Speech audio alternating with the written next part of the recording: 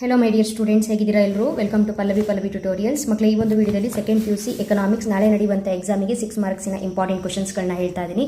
So part 1 ಅಲ್ಲಿ already explain the functions of money, guarantee question ಅನ್ನೋ ಕಾರಣಕ್ಕೆ explain the functions of money concept ಏನಿದೆ ಅದಕ್ಕೆ ಆನ್ಸರ್ನ ಹೇಳಿದ್ದೀನಿ. ಓಕೆನಾ? First one. ಸೆಕೆಂಡ್ ಪಾರ್ಟ್ 2 ವಿಡಿಯೋದಲ್ಲಿ ಮ್ಯಾಕ್ರೋ ಎಕನಾಮಿಕ್ ಐಡೆಂಟಿಟೀಸ್ ಕೂಡ ಲಾಸ್ಟ್ ಇಯರು ಕೂಡ ಕೇಳಿದ್ರು, ಹಾಗಾಗಿ ಮೋಸ್ಟ್ ಇದು ಬರಬಹುದು ಅನ್ನೋ ಗೆಸ್ ಅಲ್ಲಿ ಇದಕ್ಕೂ ಕೂಡ ಆನ್ಸರ್ನ ಹೇಳಿದ್ದೀನಿ. ಸೊ ಆಕ್ಚುಯಲ್ ಆಗಿ ನಿಮಗೆ 4 ಮಾರ್ಕ್ಸ್ ಅಷ್ಟು ಏನು ಕೊಟ್ಟಿದ್ದೀನಿ ಕ್ವಶನ್ಸು ಅಷ್ಟು ಈಸಿಯಾಗಿ ಕೊಡ್ಲಿಕ್ಕೆ ಇಲ್ಲಿ ಆಗ್ತಾ ಇಲ್ಲ, ಬಿಕಾಸ್ ಇಲ್ಲಿ ಟೈಮ್ ಇಲ್ಲ, ನನಗೆ ತುಂಬಾ ಕಡಿಮೆ ಇದೆ.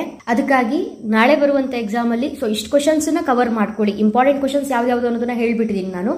ಬಟ್ ಇಂಪಾರ್ಟೆಂಟ್ ಕ್ವಶನ್ಸ್ ಅಲ್ಲಿ ವಿತ್ ಆನ್ಸರ್ಸ್ ಕೊಡ್ತಾ ಇರುವಂತಹ ವಿಡಿಯೋಸ್ಗಳಿಗೆ ನೀವು ಈ ಕ್ವಶನ್ಸ್ಗಳಿಗೆ ಪ್ರಿಪೇರ್ ಆಗಲಿ ಅನ್ನೋ ಕಾರಣಕ್ಕೆ ಒಂದು ಪ್ರಯತ್ನ ಅಷ್ಟೇ. ಇಲ್ಲಿ ನಿಮಗೆ ಬಜೆಟ್ ಚಾಪ್ಟರ್ ಏನಿದೆ, ಈ ಚಾಪ್ಟರ್ ಅಲ್ಲಿ explain the classification of receipts ಅಂತ ಒಂದು ಕ್ವಶನ್ ಬಂದಿದೆಯಲ್ಲ ಮಕ್ಕಳೇ. ಒಂದು ನಿಮಗೆ ಈ ಚಾಪ್ಟರ್ ಅಲ್ಲಿ 2 ಕ್ವಶನ್ ಇದೆ. Classification of receipts or classification of expenditure, ಎರಡರಲ್ಲಿ ಒಂದು ಗ್ಯಾರಂಟಿ ಬರುತ್ತೆ, ಬಿಕಾಸ್ 2 ಕಾನ್ಸೆಪ್ಟ್ ತುಂಬಾನೇ ಇಂಪಾರ್ಟೆಂಟು. ಆದಷ್ಟು ಕವರ್ ಮಾಡಿ ಆನ್ಸರ್ನ ಕೊಟ್ಟಿದ್ದೀನಿ. ಬಟ್ ಇಷ್ಟನ್ನು ಕವರ್ ಮಾಡಿ ನಿಮ್ಮ ಹತ್ರ ನೋಟ್ಸ್ ಇದ್ದು ಎಕ್ಸ್ಪ್ಲನೇಷನ್ ಇನ್ನೂ ಕೊಡಲಿಕ್ಕೆ ನಿಮಗೆ ಅವಕಾಶ ಇದೆ, ಆಗುತ್ತೆ ಓದ್ಕೊಳ್ಳೋಕೆ ಅನ್ನೋದಾದ್ರೆ ನೀವು ಓದ್ಕೊಳ್ಬಹುದು. Explain the classification of receipts. The government budget consist of revenue budget and capital budget ಅಂತ ಬರಿಬೇಕು. Revenue receipts. Revenue receipts are those receipts which do not lead to a claim on the government. Okay? Classification of receipts ಅಲ್ಲಿ main ಆಗಿ 2 receipts ಬರುತ್ತೆ. ಅದರಲ್ಲಿ first one revenue receipt, ಎರಡನೇದು capital receipt. Revenue receipt first, second point capital receipt.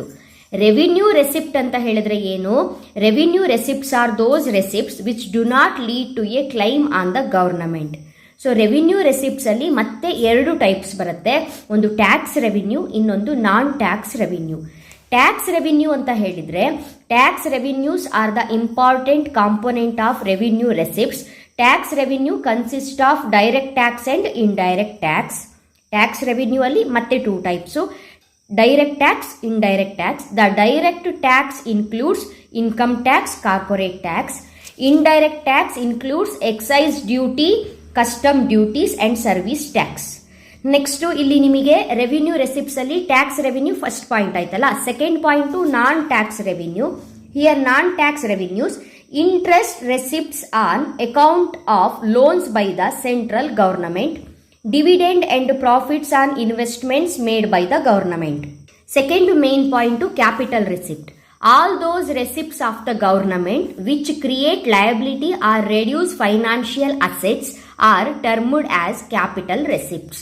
The government receives money by way of loan or from the sale of its assets. Loans have to be repaid to the agencies from whom the government has borrowed. Thus, it creates liability. When government takes fresh loans, it means that it has to be returned with interest. Similarly, when government sells an asset, it means that in future its earning from that asset will disappear.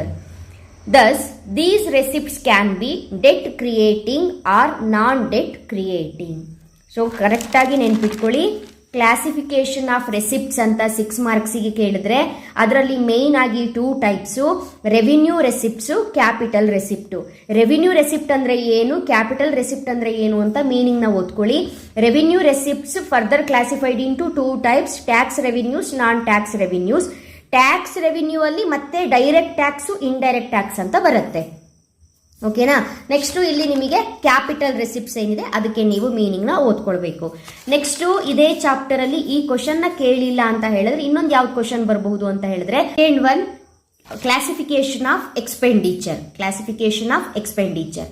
Expenditure of the government broadly classified in 2 ways. Confuse ಮಾಡ್ಕೊಳ್ಬಾರ್ದು. Classification of ಎಕ್ಸ್ಪೆಂಡಿಚರೇ ಬೇರೆ, classification of ರೆಸಿಪ್ಟ್ಸೇ ಬೇರೆ. ಓಕೆನಾ? Expenditure of the government broadly classified in 2 ways, revenue expenditure, capital expenditure. Revenue expenditure ಅಂತ ಹೇಳಿದ್ರೆ the expenditure which neither creates any asset nor causes reduction in any liability of the government is called revenue expenditure. Revenue expenditure further classified into 2 types, plan revenue expenditure, non-plan revenue expenditure. ಅಲ್ಲಿಗೆ revenue expenditure ಮುಗೀತು. ಅದರಲ್ಲಿ next second point capital expenditure. The expenditure incurred on the acquisition of assets such as land, building, machinery and equipments etc. is called capital expenditure. Capital expenditure is also categorized in two groups: planned capital expenditure, non-planned capital expenditure. So main ಪಾಯಿಂಟ್ಸ್ಗಳನ್ನ ಕೊಟ್ಟಿದ್ದೀನಿ. So ಯಾವುದನ್ನು ಬರೀಲಿಲ್ಲ ಅಂತ ಆಗಬಾರ್ದು. ನಿಮಗೆ points ಗೊತ್ತಿದ್ರೆ ಓನಾಗಿ ಕೂಡ explain ಮಾಡೋದಕ್ಕೆ ಅವಕಾಶ ಇರುತ್ತೆ ಈ ಒಂದು ಕಾನ್ಸೆಪ್ಟು. ಯಾಕಂತ ಹೇಳಿದ್ರೆ ಎಕ್ಸ್ಪೆಂಡಿಚರ್ ಆಗಿರ್ಬೋದು, ರೆಸಿಪ್ಟ್ಸ್ ಆಗಿರ್ಬೋದು, ನಿಮಗೆ ಕಾಮರ್ಸ್ ಸ್ಟೂಡೆಂಟ್ಸಿಗೆ ಇದು ಕಾಮನ್ ಕಾನ್ಸೆಪ್ಟು. ಸೊ ಇದ್ರ ಬಗ್ಗೆ ನಾಲೆಡ್ಜ್ ಇದ್ದೇ ಇರುತ್ತೆ ನಿಮಗೆ ಈ ಒಂದು ಎಕ್ಸ್ಪೆಂಡಿಚರ್ ಕಾನ್ಸೆಪ್ಟ್ ಮೇಲೆ. ಹಾಗಾಗಿ ಬರಿಬಹುದು ಅನ್ನೋ ಗೆಸ್ಸಲ್ಲಿ ಕೊಟ್ಟಿದ್ದೀನಿ. ಇದಿಷ್ಟು ಕೂಡ ಇಂಪಾರ್ಟೆಂಟು. ಅಲ್ಲಿಗೆ ನಾನು ನಿಮಗೆ 6 ಮಾರ್ಕ್ಸಿನ 4 ಇಂಪಾರ್ಟೆಂಟ್ ಕ್ವಶನ್ಸ್ನ ಕೊಟ್ಟಾಗಾಯಿತು. ಇದು ಪಾರ್ಟ್ 3 ವಿಡಿಯೋ. ಎಗೈನ್ ಪಾರ್ಟ್ 4 ವಿಡಿಯೋಗೆ ನೀವು ವೆಯ್ಟ್ ಮಾಡಿ ಮಕ್ಕಳೇ. ಓಕೆನಾ? Thank you. All the best.